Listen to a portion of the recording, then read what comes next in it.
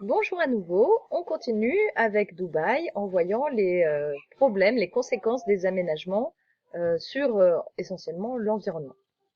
Alors, tout d'abord, quel secteur bénéficie du développement du tourisme? Donc, on va voir dans le document 1 et on apprend par ce document qu'il y a énormément d'emplois créés à Dubaï grâce au tourisme.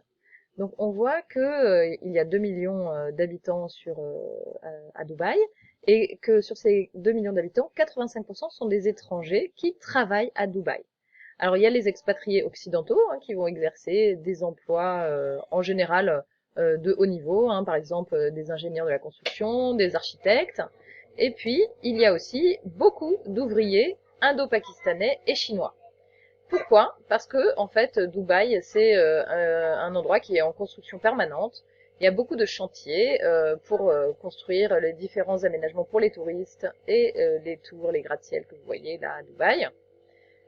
Sans parler, donc on vous dit que Dubaï est en train de construire des aménagements en vue de l'exposition universelle de 2020. Autre secteur qui est en plein développement, eh bien, c'est le secteur des services. Alors, les services, qu'est-ce que c'est? Là, ici, je ne sais pas si c'est pareil dans votre livre à vous, la définition est tronquée. Mais donc, les services, en fait, ce sont tous les emplois qui répondent aux besoins d'une population. Donc, ça va être, par exemple, les besoins en commerce, les besoins en loisirs, les besoins en éducation, les besoins en santé. Donc, tout ça, c'est ce qu'on appelle le secteur des services. Ce sont les emplois qui répondent aux besoins de la population. Donc voilà les différents emplois, la construction et les services. Ensuite, on vous demande quel est l'avantage de cet aménagement que l'on voit pour le tourisme. Alors, qu'est-ce qu'on voit exactement? Eh bien, on voit une piste de ski, mais ce qui est spécial, vous voyez qu'il y a ici un plafond, parce que cette piste de ski est située dans un centre commercial. Alors j'espère que vous vous rappelez de ce qu'on disait sur le climat de Dubaï. Dubaï, c'est désertique, donc il y fait très chaud, et cette piste de ski fonctionne toute l'année. Alors comment? Eh bien, grâce à la climatisation, la magie d'une climatisation poussée à fond jusqu'à ce qu'il fasse très froid, et la fabrication de neige artificielle, donc en refroidissant de l'eau pour obtenir de la neige. Juste pour que vous voyez, quand on parle de climat chaud à Dubaï, ce n'est pas peu de le dire, hein. Regardez ici, vous avez un graphique qui vous montre les données annuelles en moyenne des précipitations et des températures à Dubaï. Donc en rouge, vous avez les températures. Et pour lire la courbe des températures, il faut regarder ici à gauche. Donc vous voyez, vous avez une colonne en degrés Fahrenheit et une colonne en degrés centigrades. Donc nous, on va regarder uniquement les degrés, pardon, en degrés Celsius. Donc nous, on va regarder uniquement les degrés Celsius. Alors regardez la courbe. Donc vous voyez, c'est des moyennes qui sont faites sur 24 heures. Donc on combine les températures du jour et de la nuit. Donc les mois les plus froids, vous voyez, c'est les mois de janvier et décembre, où il fait aux environs de 20 degrés en moyenne. Au mois de juillet et août, c'est les températures maximales, il y fait 35 degrés en moyenne sur 24 heures. Et en termes de précipitations, on voit que Dubaï connaît une situation de pénurie d'eau ou de stress hydrique quasi permanente. C'est-à-dire que il y fait très chaud et il y a très peu de précipitations. Il y pleut très peu. Puisque vous voyez, ça c'est des chiffres en millimètres. Le maximum c'est 30 millimètres d'eau en un mois, et c'est au mois de février. Et le reste de l'année, donc, il ne pleut pratiquement pas. Juste pour vous donner un point de comparaison, on va regarder le climat à Paris, parce que sinon ça ne veut pas dire grand-chose. Donc rappelez-vous bien, à Dubaï, c'est maximum 35 degrés en moyenne et maximum 30 millimètres de précipitation par mois. Alors on regarde Paris. Alors Paris, au mois de juillet-août, qui sont les mois les plus chauds, la moyenne est en dessous de 20 degrés. Vous voyez, en dessous de 20 degrés en moyenne par mois. Ça ne veut pas dire qu'il fait 20 degrés dans la journée, mais si on fait la moyenne entre les températures de nuit et de jour, on obtient donc une moyenne de 20 degrés au mois de juillet et août. Et les précipitations, vous voyez qu'il n'y a pas un mois en dessous de 45 millimètres de précipitations par mois. Donc ça, c'est les caractéristiques d'un climat tempéré comme le nôtre. Donc vous voyez ce que ça veut dire qu'un climat désertique, c'est vraiment très peu de pluie et vraiment des grandes chaleurs.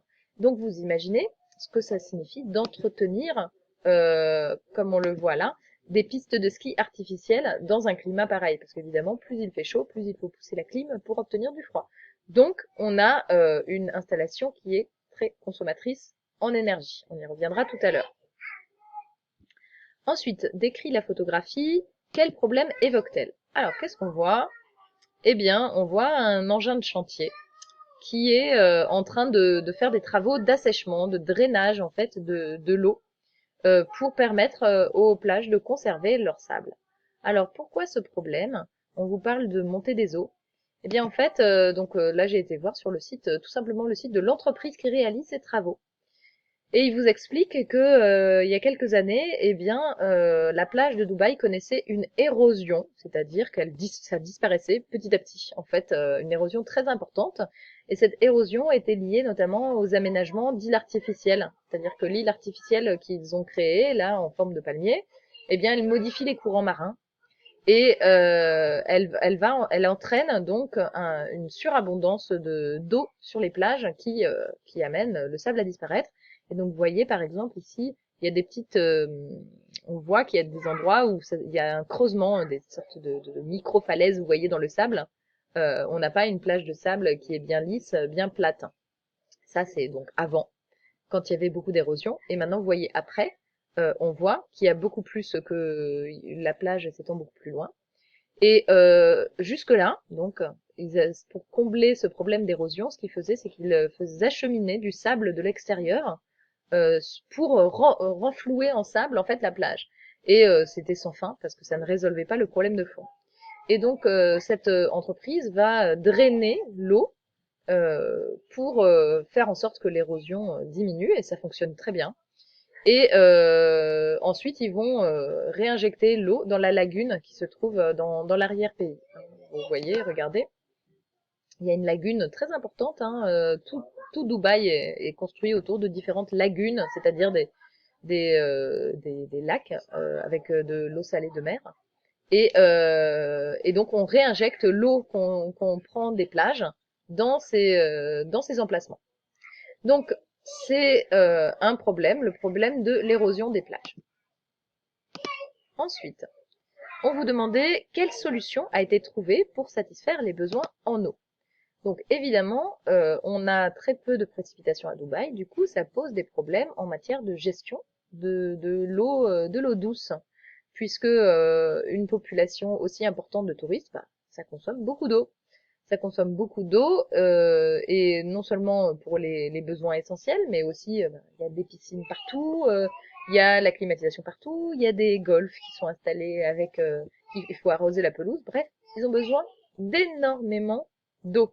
Et la solution qui a été trouvée, eh bien, c'est la production d'eau douce grâce à des usines que je vais vous montrer, voilà, des usines comme ça. Ce sont des usines de dessalement d'eau de mer. Parce que vous savez, hein, l'eau douce, eh bien, on la trouve essentiellement soit dans les eaux de pluie et dans les rivières, dans les fleuves et dans les nappes phréatiques. Alors, les nappes phréatiques ont absolument pas la capacité de répondre aux besoins de la population de Dubaï. Du coup, on s'est dit, où est-ce qu'on va trouver de l'eau douce? Eh ben, la mer, il y a plein d'eau. Le problème, c'est qu'elle est salée. On va la dessaler. Mais vous voyez que c'est pas une petite usine qu'il faut pour dessaler l'eau de mer. C'est pas du tout quelque chose qui se fait facilement. En fait, comment est-ce qu'on dessale de l'eau de mer? Eh bien, on prend l'eau de mer, on la chauffe jusqu'à ce qu'elle bout, et une fois qu'elle bout, eh bien, on récupère les gouttelettes de la vapeur d'eau avec donc le sel en fait ne s'évapore pas, mais l'eau elle-même s'évapore. Mais en fait, il faut le faire quand même deux fois parce que la première eau qu'on récupère, la première vapeur qu'on récupère est encore trop salée. Donc il faut le faire encore une deuxième fois. Alors problème, comment est-ce qu'on chauffe de l'eau? Eh bien, il faut énormément d'énergie. C'est exactement comme chez vous. Quand vous chauffez de l'eau, vous utilisez soit l'électricité, soit le gaz, enfin pour chauffer cette eau. Eh ben c'est pareil dans ces usines-là, sauf que ça se fait à une échelle pharaonique. On utilise du gaz naturel pour chauffer l'eau et pour récupérer les gouttelettes de vapeur d'eau qu'on réinjecte après dans le système d'eau potable.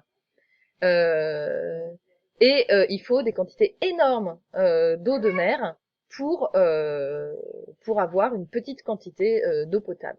Et l'autre problème, il me semble que c'était la question suivante,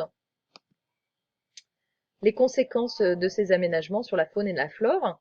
Donc on vous parle dans le texte d'une sursalinisation de l'eau de mer qui contribue à la stérilisation de la flore et de la faune marine. Pourquoi est-ce que quand on dessale l'eau, ça crée une sursalinisation?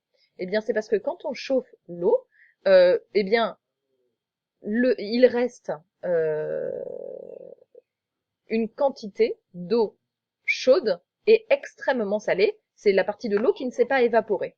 Et ça, eh bien, qu'est-ce qu'on en fait? On le réinjecte dans la mer. C'est-à-dire que on va pas récupérer ça pour fabriquer du sel. Je pense que ce serait pas intéressant financièrement. Donc du coup, cette eau, on attend qu'elle est légèrement refroidie parce que si on la mettait à une trop haute température dans la mer, ça créerait encore des problèmes environnementaux.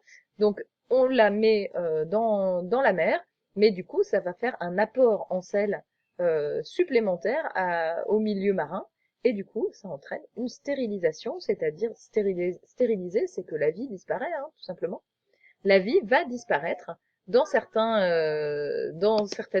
zones, la vie marine est menacée à cause de cet apport en sel supplémentaire. Donc, conséquences lourdes sur l'environnement de tous ces aménagements. J'avais noté également autre chose que je vais vous donner en corrigé. Voilà.